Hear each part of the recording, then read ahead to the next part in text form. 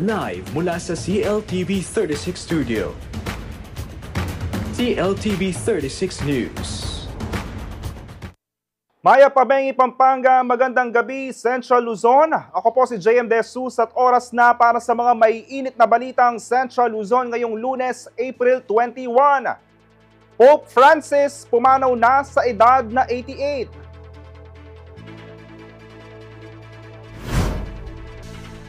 Batas na magpapangalan sa Davao bilang Pampanga State University, pirmado na.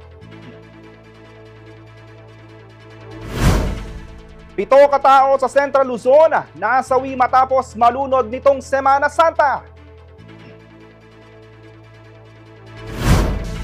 Mayor Kaluwag, kumpiyansang mananalo sa kinakaharap na kasong vote buying. At Little Chinatown, ipinagdiwang ang first anniversary. Beyond the food experience, hatid sa mga Kapampangan.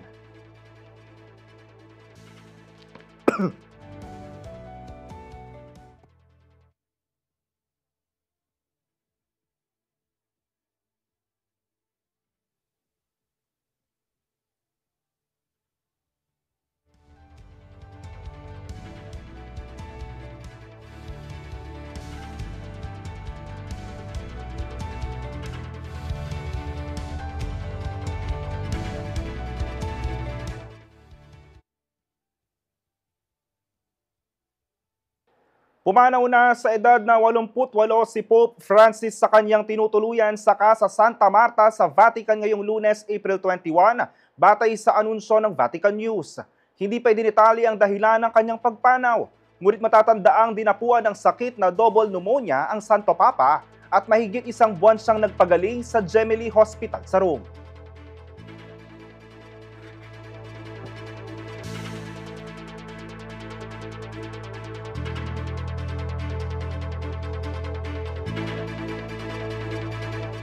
Sa ibang balita, 7 katao sa Central Luzon ang kumpirmadong nasawi matapos malunod itong Semana Santa. Batay sa ulat ng Police Regional Office 3 o PRO3, 9 na drowning incident ang naitala sa buong rehiyon at 7 nga rito ang nauwi sa pagkamatay sa 7 individual. Nangyari umano mga insidente ng pagkalunod sa mga lalawigan ng Aurora, Bataan, Bulacan, Nueva Ecija at Zambales. Nagpaabot na ng pakikiramay ang Central Luzon Police sa pamilya ng mga biktima. Nagpaalala naman ang kapulisan sa ating mga kababayan na mag-iingat lalo na kapag babiyahe o magsasagawa ng recreation activities ngayong summer season. Samantala, generally peaceful naman daw ang paggunita ng Semana Santa sa gitnang Luzon ayon sa pulisya. Libo-libong mananampalataya ang dumagsa sa mga simbahan, pilgrimage sites at prosesyon. Malaking tulong anila ang koordinasyon ng mga LGU, pulisya, religious groups at volunteers para mapanatili ang kaayusan at seguridad ng publiko.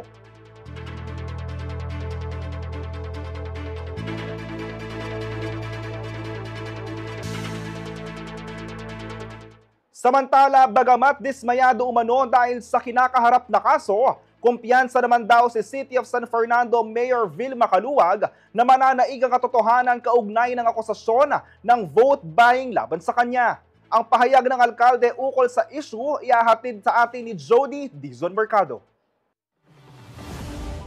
Siyempre, maka-frustrate at makanyan. Baluta naman kasi. Nung nanuing totoo at nung nanuing totoo. No man mulala, ring tao. Mupin, itang katutwa na ito, pwede yang matakpan, king power. So, manwala na ako manating ng gana ni ngay gana-gana at tingapong gino, manalbeya, king balang, kimot, at gagawan tamo. Keti.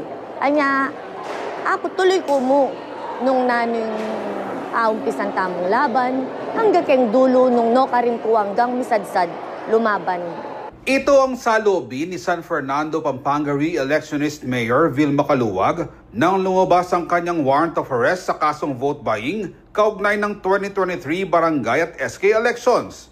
April 14, Lunes Santo, nang hilingin ng Executive Judge ng RTC San Fernando na ilipat sa pinakamalapit na judicial region ang kaso kung saan akusado rin ang asawa ng alkalde na si Melchor Caluwag at si Julmar Mercado. Kasi kailangan niya kasing akit eh.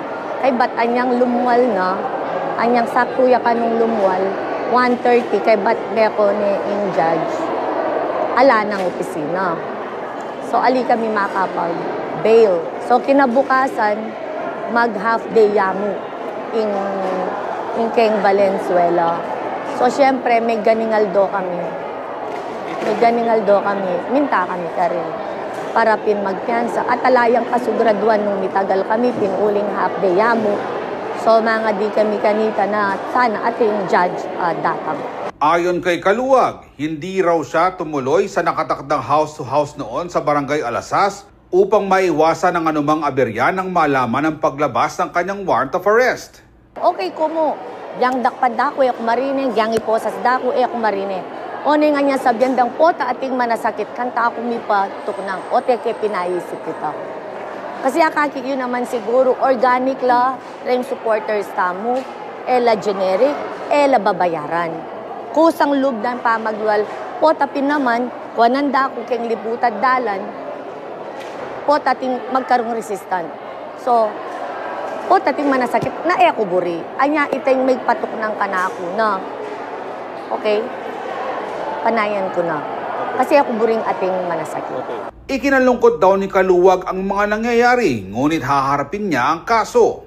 Panyambut taniman, yung kaso ng limbalo tamo yung totoo. Ebidensya naman ing magsalita ken at syempre kay makanyang kasi malino talaga na politika ini at akakit da kasi rugo ing lugod da rin Fernandinos kaya katamo dakal ng matapang pero ating pa rin tatakot kahit papano pero hopefully ing pamanalakaran kailangan kasi manatiliya at milalako, uling maging makaluno siya yung metong lugar pag ala ng may nalakaran metong mantaw. Ngayong nakapagpiyansa na, tuloy sa trabaho at kampanya si Caluwag, mahigit 2 linggo bago ang halalan. Balo mo, sumangid na ning struggles pagdalanan ko, bayat na ning pagdalanan ko. Potarugunti pa na ako, syempre the show must go on, hanapin Siyempre, akong sika ng dareng Fernandinos, akong sika ng dareng supporters ko. Anya, kailangan niya, ako papakit karela itang, nung atin kumangkinan, kailangan ako papakit karela kasi I'm a leader. Ne? Anya, pinpotang tipa ako, bala mo ilang magpasikan ka na ako. Itang, siyempre, limited yung budget tamo, baluta naman Dakal penapyas ka rin budget tamo, rin sanggunian. Akit mo, kay house to house, ating metong abale, makalwal laretang adwa ng cooler, dakala danum, dakala tinape, pakananalarugo, pakananakamita. Anang kanyamaning feeling, bala mo kinabiyay yung bayanihan keng laban na ini. At saka ngini, akakit mo lareng tao, kening San Fernando, uling lalawen da katamo mabilog Pilipinas, ingakakit ko alayang kwenta impera, ngening eleksyon keti Siyudad San Fernando, uling ing makalaban kapanwalan ko, ing San Fernando, ing Siyudad tamong Tibuan. Ang yaman, wala ko, no amount of money na pwede dang salwan ring Fernandinos o ing San Fernando. Ako si Jody Dizon Mercado para sa CLTV 36 News. Manatili nakatutok para sa iba pang balita ngayong araw.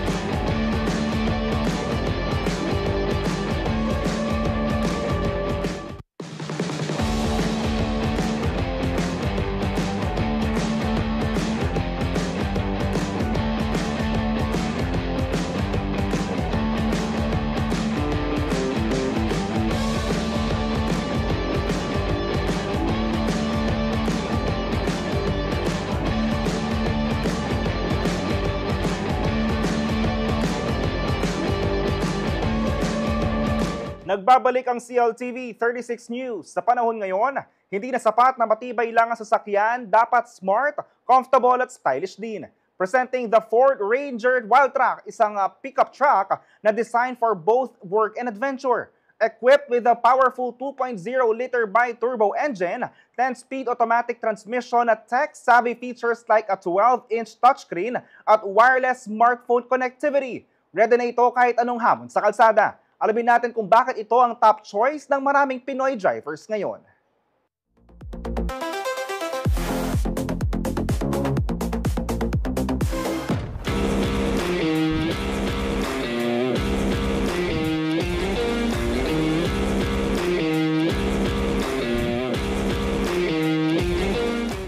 Hi, my name is Shigeru Kobayashi. I'm a sales agent at Ford Pampanga. So we are here now to explore the Ford next generation Ranger Wildtrak. So here at the front, so I'm gonna highlight the quite big air cooling system, which is the honeycomb grill, that it gives a very cooling ride, even in a long drive. From the lights, so we have the full HD LED headlight, and I just want to highlight the signature of the Ford, which is the C-clamp daytime running light, which is one of our popular signature of Ford. And then the next one, so we have the LED headlight as well, which is the fog lamp. So from the engine, under the hood, we have the 6-speed automatic 2.0 single turbo diesel, and it gives you 170 horsepower. We have a very nice suspension, which is a double wishbone suspension that it gives you a comfort ride. And adding from that, we have the 18-inch alloy steel mags, and on this side we have the air vents, which is it helps additional from aerodynamic. The ground clearance, we have the 230 millimeter, and adding from that, it's equipped with a step board. On this side mirror, so we have the blind spot assist and additional signal light. And the last, we have the keyless entry, which is no need to push the remote to open the door. So just hold it and open it.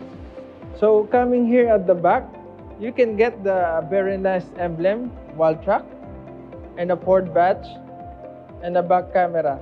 And adding from that, we have the 4-sensor back camera that you can assist you even in the steep side of the parking. We have the full LED taillight and a step board that you can use to check your trunk. So inside the trunk, what you can get is a 1.2-ton load capacity. And adding from that, we have the 230-volt socket, and also the clipper of a camping shelf. From the driver's side door, so we can get the adjustment of our side mirrors. From the driver's seat, so we have the 8-way adjustment for the driver's seat. We have the lumbar as well, and fully synthetic leather that matches with the Wildtrak styling stitches. From the inside, so I'm very excited to discuss with you because it's very quite impressive, and it's a lot that you can get on the inside of the Ranger. So let's talk about it. Here at the steering wheel, so you get the cruise control, and the limiter, and the console of your cluster. Here at the infotainment, you get the 12 inches infotainment screen, which is touch screen. So coming here from the center, so you have the very nice armrest, and from this button you get the 4 modes that you can get: eco mode, slippery mode, tow haul, and normal. And adding from that, we have the traction control, and also the wireless charging that you can tap on only your phone, and a 2 cup holder. So for a Ford Ranger Wildtrak, so you can get this for as low as 1,624,000, and for in-house financing, you can get this for as low as 18,000 down payment. You can get the free ERA card assistant, which is allows group cares, 24/7 roadside assistant, and the Upper Optic tint, which is a very high heat rejection, umbrella, early warning device, spare tire, basic tools, and floor mats. And adding from that, we have the keychain. So again, I'm Shigeru Kobayashi, and for more inquiries, you can call me at 0920-906-7378, or you can visit our Facebook page, Ford Pampanga, and you can visit also our showroom at Olongapo Road, Jose Abad Santos Avenue, City of San Fernando. So here at Ford, you are built to win.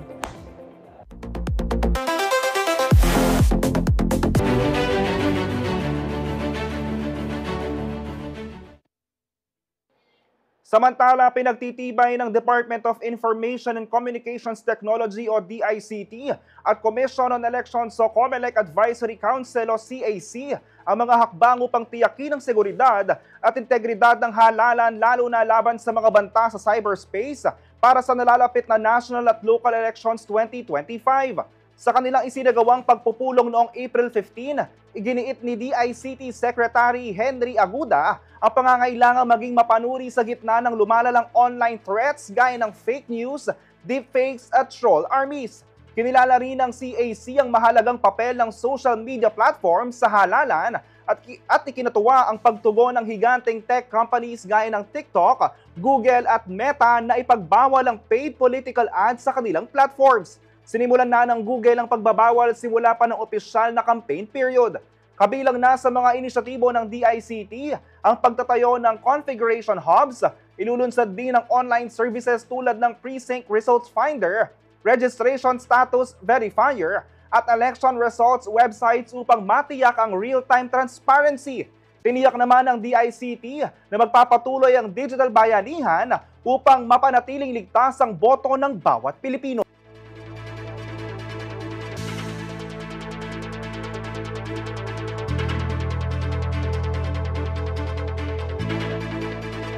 Sa ibang balita, muling nanguna si re-electionist Senator Bongo sa senatorial race base sa resulta ng isinagawang survey ng Social Weather Stations 2025 noong April 11 to 15, 2025.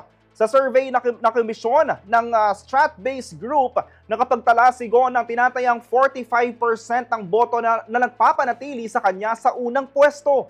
Pumangalawa naman si ACT-CIS Party List Representative Erwin Tulfo na may 43%. Sinundan din siya ng kanyang kaalyansa na si incumbent Senator Lito Lapid sa ikatlong pwesto na may 34 ng mga bawat boto. Nagtay naman sa ika-4 hanggang ika-5 pwesto sina dating Senate President Vicente Tito Soto III at re-electionist Senator Pia Cayetano na parehong may 33%. Samantala, pasok rin sa Magic 12 si Senador Ronald Bato de la Rosa na nakakuha ng 32%. Senator Bong Revilla at broadcaster na si Ben Tulfo na parehong may 31%. Kinukumpleto naman ni Makati City Mayor Abby Binay, Las Piñas Representative Camille Villar at mga dating senador na sina Ping Lacson at Manny Pacquiao ang listahan ng mga potential winners sa nalalapit na halalan. Sa kabuuan, 9 na mula sa senator slate ng administrasyon na alyansa para sa bagong Pilipinas ang pasok sa senatorial winning circle. Ayon sa SWS survey, na kinomisyon ng Strat-based group ay sinasagawa sa pamamagitan ng face-to-face interviews na nilahukan ng 1,800 na rehistradong botante.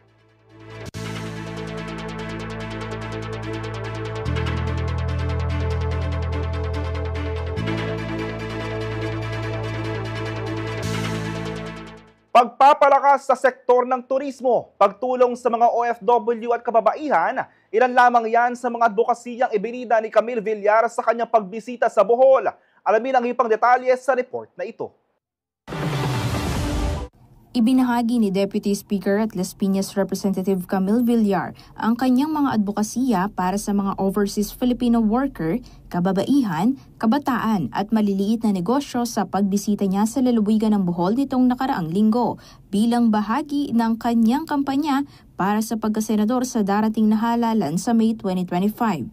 Kabilang sa mga binigyang diin ni Villar ang pagpapalago ng sektor ng edukasyon, pabahay at infrastruktura, gayon din ang pagpapalakas ng lokal na turismo bilang susi sa paglikha ng mas maraming trabaho at pagsigla ng ekonomiya. Ayon sa kanya, may malaking potensyal ang Bohol dahil sa mga tanyag na destinasyon tulad ng Chocolate Hills, Lobok River Cruise, Hinagdanan Cave at mga aktibidad gaya ng snorkeling.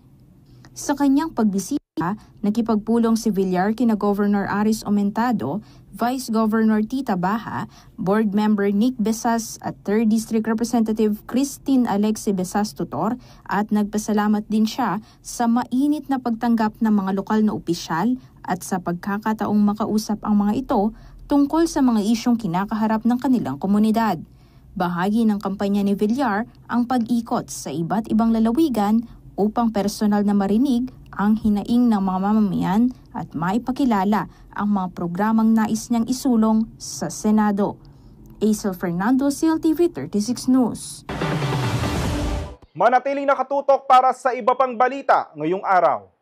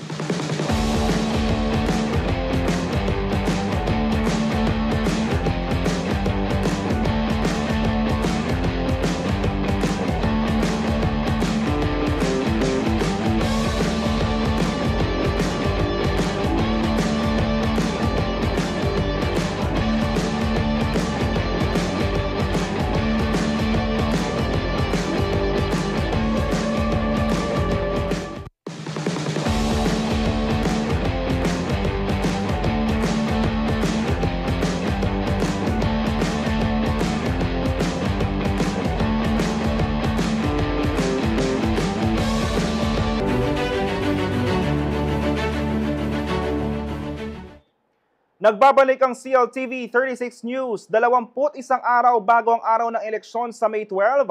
Puspusan ang ginagawang pangangampanya ng mga kandidato para sa inaasam nilang pwesto. Kaya naman sa bagong episode ng Plataforma 2025 na umera nitong Miyerkules, April 16, inilahad ni re-electionist Mayor John Sambo ng Santo Tomas, Pampanga ang kanyang mga naging accomplishment at mga plano niya pang gawin sakaling muling palarin. Ang kabuuan ng detalye na sa report ni Raymond Tasoy. Para masigurong matututukan at maipagpapatuloy ang mga nasimulang proyekto at plano. Ito raw ang nag-udyo kay re-electionist Mayor John Sambo ng Santo Tomas, Pampanga na muling maghain ng kandidatura sa pagkaalkalde ng bayan para sa May 12 elections. Sa eksklusibong panayam sa programang Plataforma 2025 ng CLTV 36 nitong Miyerkules, April 16, inilahad ni Sambo ang kanyang mga naging proyekto at mga nakabinbing plano para sa lugar. Ayon kay Sambo, na nanatiling prioridad ng kanyang administrasyon ang pagpapatibay ng sektor ng edukasyon. Kaugnay nito ay binida niya ang nakatakdang pagbubukas ng Dabsu Santo Tomas Medical School na isang hakbang daw na magbibigay ng mas malawak na oportunidad sa mga kabataang Tomasians. Magko-concentrate po ang Dabsu Santo Tomas sa medical field. Okay. Dahil meron na tayong ospital, ito naman pangarap natin na in due time, darating ang panahon, dahil libre ang pag-aaral sa ating lahat naman ng Dabsu, especially Dabsu Santo Tomas, medical field siya, nursing, medtech, pharmacy, midwife, up to maging doktor, doktora, libre po ang pag-aaral. Ngayon isa na sa mga ating mga pangarap na darating ang panahon na Santo Tomas will be the doctor center of the Philippines. Inihayag din ng alkalde ang patuloy na pag-unlad ng ekonomiya ng Santo Tomas. Sa kabilaan niya ng pagiging isang maliit na munisipalidad na mayroon lamang 7 barangay, ay ang pagpasok ng mga malalaking negosyo at kilalang establishmento. Kabilang din umano sa mga tinutukan ni Sambo ang matagal ng suliranin ng baha sa kanilang lugar. Ipinagmalaki niyang isa sa kanyang mga mahalagang proyekto ang flood mitigation, kung saan itinayo ang ring dike at check gates na may pumping station para pigilan ang tubig baha na karaniwang nagmumula sa mga karatig bayan. Dagdag pa, suportado rin daw niya ang planong flood mitigation master plan para sa buong lalawigan ng Pampanga. Subalit giit niya, kailangang masusi itong pag-aralan upang matiyak na walang bayan ng masasakripisyo. Maganda yan na dapat talaga magkaroon ng master plan, lahat ng bayan, na pagka gumawa ng proyekto ang isang bayan, ay wag namang masakripisyo yung isang bayan. Kumbaga, dapat talagang sama-sama sa pagsolusyon ng baha sa ating, sabihin ko sa ating lalawigan.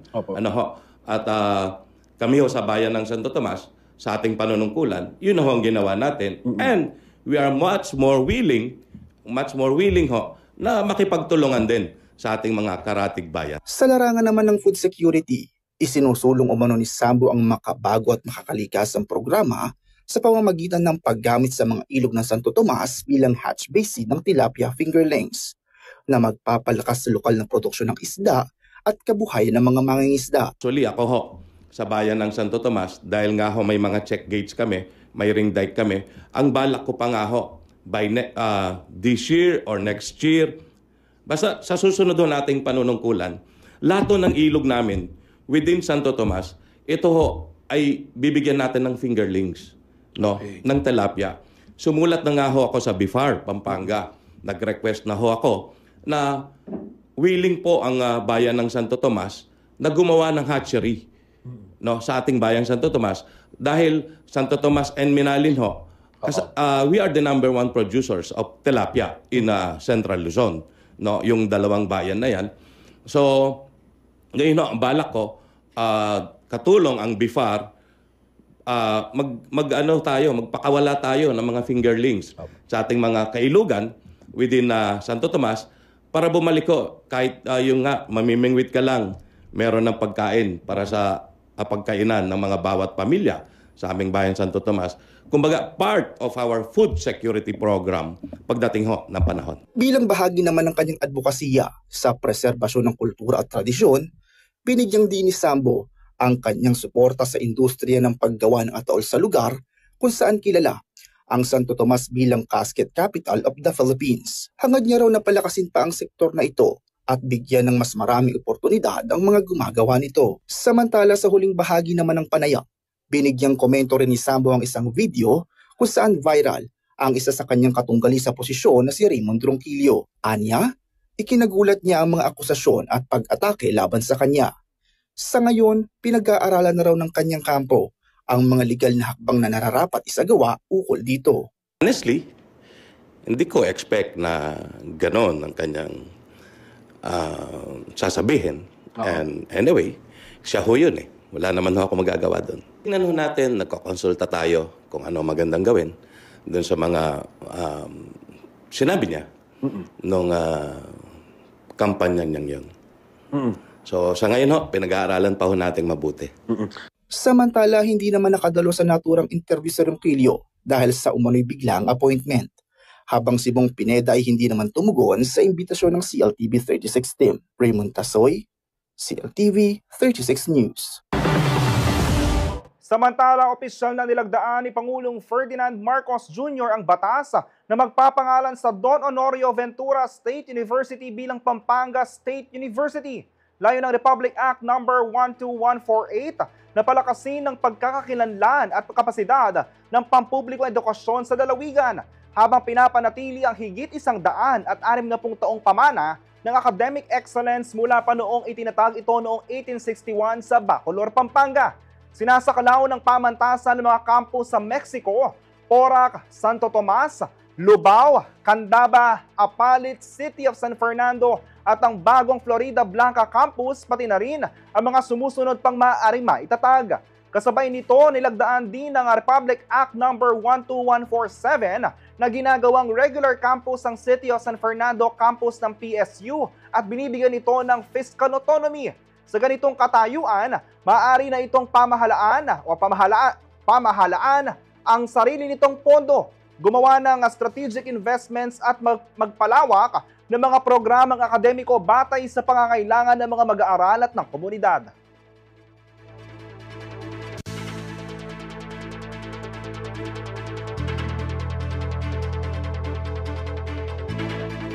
Samantala, nais mo bang maglingkod sa komunidad bilang isang uniformed personnel ng gobyerno? Baka ito na ang hinihintay mo. Inaanyayahan ngayon ang Reserve Command ng Philippine Air Force ang publiko na sumali sa kanilang ranggo at maging citizen soldier. Kung paano, alamin ang usaulat ni Raymond Tasoy. Aktibo ngayon ng Reserve Command ng Philippine Air Force sa panghihikayat sa publiko na lumahok sa kanilang hanay at maging citizen soldiers. Ayon sa 23rd Air Force Group Reserve, mahalaga ang tungkulin ng Reserve Force sa komunidad at hindi lamang ito limitado sa usapin ng pagtitiyak ng public safety. Katunayan nitong Semana Santa, aabot sa 70 citizen soldiers ang dineploy sa Divine Mercy Shrine sa Marilo, Bulacan sa pangunguna ni Major Rolando C. Rodolfo, PAFR, bilang Deputy Group Commander at First Lieutenant Jose Luis Di Barillo bilang Administrative Officer. Naging katuwang din ng 2nd Air Reserve Center na pinamumunuan ni Commanding Officer Colonel Mark Anthony Yambing, PAF at Lieutenant Colonel Jose Paulo Delgado, ang commander ng 23rd Air Force Group Reserve. Bukod sa pagpapanatili ng kaayusan at kapayapaan sa naturang shrine na dinagsa ng libo-libong deboto, naging katuwang din ng mga reservist sa pagbibigay ng medical assistance at pagtugon sa iba't ibang aberya na naranasan sa lugar simula April 13 hanggang April 20. Para sa mga nais sumali sa Air Force Reserve Command, dapat kayo ay isa sa mga sumusunod: Basic and Advanced ROTC graduates, Basic Citizen Military Training o BCMT graduates, professionals or degree holders with or without PRC license, graduates of MNSA at NDCP, key and technical personnel of government and private utilities and companies, elected or appointed government officials, incorporated officers, or retired military personnel, at deserving NCOs of the AFP. Kabilang naman sa mga requirements ang mga sumusunod: application for commission, duly accomplished, affidavit of non-pending case, duly notarized, biodata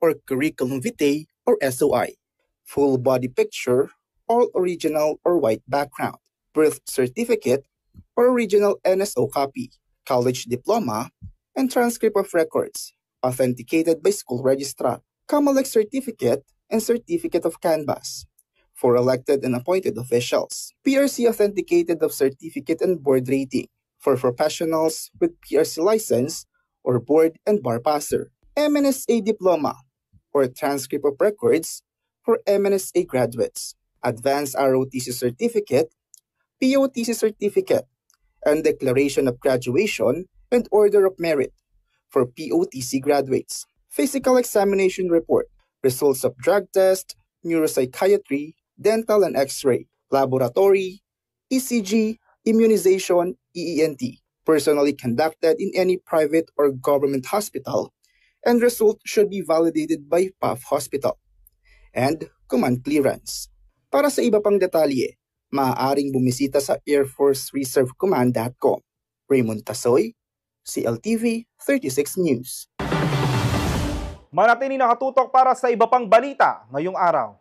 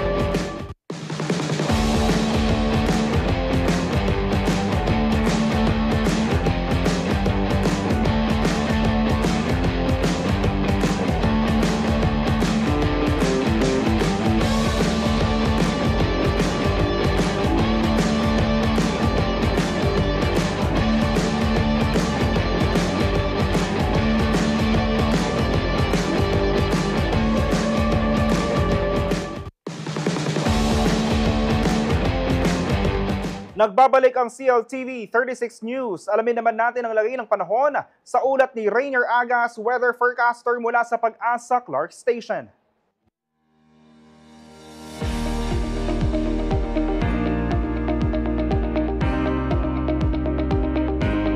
Narito na po ang magiging kalagayan ng ating panahon ngayong Lunes, April 21, 2025. Intertropical Convergence Zone o ITCZ ang nakakaapekto sa Southern Mindanao at easterlies naman po ang natitirang bahagi ng ating bansa.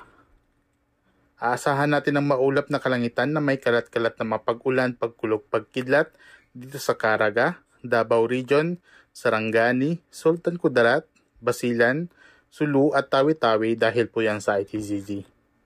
Maulap na kalangitan na may kalat-kalat din ng mga pag-ulan, pagkulog, pagkidlat dito sa Eastern Visayas dahil naman po yan sa easterlies. Pinapayuhan po ating mga kababayan na mag-ingat sa posibleng biglaang pagbaha o pagguho ng lupa dahil po sa katamtaman hanggang sa may mga malalakas na mga pag-ulan. Bahagyang maulap hanggang sa maulap na kalangitan naman na may tsansa lamang po ng mga pag-ulan o pagkulog, pagkidlat dito sa natitirang bahagi ng Mindanao dahil po pa rin po yan sa ITCZ. Bahagyang maulap hanggang sa maulap na kalangitan na may tsansa pa rin po ng mga pag-ulan, pagkulog, pagkidlat dito sa Metro Manila at natitirang bahagi ng ating bansa dahil naman po yan sa easterlies. Pinapayuhan pa rin po ating kababayan na mag-ingat sa posibleng pagbaha o pagguho ng lupa kapag meron naman po tayong mga severe na mga thunderstorms. At yan po ang latest dito sa Pag-asa Clark. Ako po si Rainier Agas, nag-uulat. Kung nais mong matikman ang mga paboritong putahe mula sa Binondo nang hindi na kailangan makipagsiksikan sa Maynila, may good news kami para sa iyo. Isang Chinese restaurant sa Angeles City ang nagdadala ng Binondo vibes at flavors sa puso ng Pampanga. At kamakailan lang, ipinagdiwang nila ang kanilang unang anibersaryo sa isang makulay at masarap na selebrasyon. Alamin ang buong detalye sa report ni Danny Cagino. Kiampong, birthday miswa, hongma, at singkamas with minced pork na isang heirloom dish ng Pamilya Lo. Ilan lamang yan sa masarap na dish na matitikman sa Little Chinatown, isang Chinese restaurant na nag-o-offer ng Binondo feels dahil sa vibes at food nito na hango sa mga sikat na kainan sa Binondo, Manila. Ayon sa owner nito na si Dr. Robert Lo, naisipan niyang itayo ang Little Chinatown dahil sa kabi-kabilang traffic at siksikan na mararanasan ng mga pumupunta sa Binondo. I really enjoy Chinoy food. So I frequently go to Binondo and sometimes Banawe kasi Binondo napaka-traffic. So sabi ko, nakita ko talagang long lines sa Binondo, di ba? Parang hype. So there are several video blogs about Binondo foods and there's a long line. Sabi ko, why not bring it to Pampanga? So para ma-lessen ang kanilang problems going to Manila, going to the traffic, going to fall in line, napakahabang lines. Why not bring it to Pampanga? That's the story behind that. Hindi maikakaila ang malalim na pagkahilig ng mga Kapampangan sa Chinese cuisine. Mula sa dim sum hanggang sa pansit, tiyak na may pwestong espesyal ito sa hapag ng bawat Kapampangan. Kung kaya ganun na lamang ang pagtsatsaga ng mga ito na makipagbunuan sa maraming tao para lang matikman ang pagkaing Chinoy. Yes, we try to make it as close as to Binondo. Kaya talaga frequent kami when we're doing the food, we go to Binondo and taste the food. We have some choices. Ano ba talagang maganda rito to represent Binondo to the Kapampangans? Sa katunayan, nito lamang April 21, ipinagdiwang ng Little Chinatown ang kanilang unang anibersaryo na talaga namang dinagsa ng mga tao. Nagbigay sigla sa okasyon ng makulay at masiglang lion dance performance na ikinatuwa ng mga bisita at nagpaalala ng mayamang kulturang Chino. At hindi lang yan, isang exclusive anniversary buffet din ang maaaring ma-experience ng mga customer ng Little Chinatown mula April 20 hanggang 24. Tapok dito ang 8 main dish, 8 klase ng dim sum, unlimited soup and drinks na may kasama pang dessert sa halagang 688 pesos kada tao. Isa si Amor de Leon sa mga satisfied customer ng araw na iyon. It's really good for me kasi first time ko dito. Pero sa Manila, it's the same. I don't have to go there anymore. Dito na lang. And, why should I? Swallowing all the traffic? I don't think so. Dito na lang. Same. Kaya ikaw, ano pang hinihintay mo? Huwag palampasin ang pagkakataong matikman ang sarap at vibes na hatid ng Little Chinatown. Located dito sa 646 Don Wico Avenue, Clarkview, Anunas, Angeles City. Danny Cagino, CLTV 36 News. At yan ang mga balitang nakalap ngayong araw kasama ang buong puwersa ng CLTV News and Current Affairs. Ako po si JM De Jesus. Maraming salamat po.